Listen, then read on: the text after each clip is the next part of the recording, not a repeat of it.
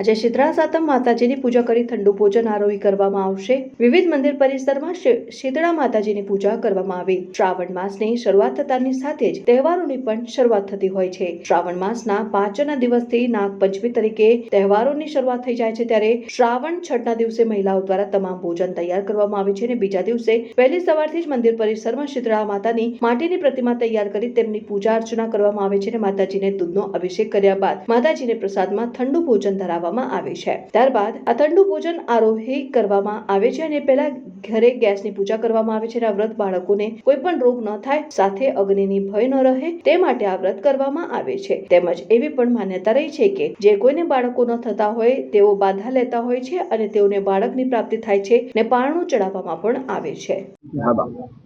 આ વ્રત શ્રાવણ સુદ સાતમ અને શ્રાવણ વદ સાતમે કરવામાં આવે છે। આ શીતળા માનું વ્રત કરવામાં આવે છે। એને આગલે દિવસે બધાએ રસોઈ ઠંડી કરી રાખવાની અને બીજે દિવસે જમવામાં આવે છે। શીતળામાં એ મા પાર્વતીનો અવતાર છે। શીતળા સાતમને દિવસે બધા ઠંડુ ખાય છે અને તે દિવસે જે લોકોને સ્કિનનો પ્રોબ્લેમ હોય એ લોકો વધારે કરવામાં આવે છે અને દરેક સ્ત્રીઓ આ વ્રત કરતી હોય છે।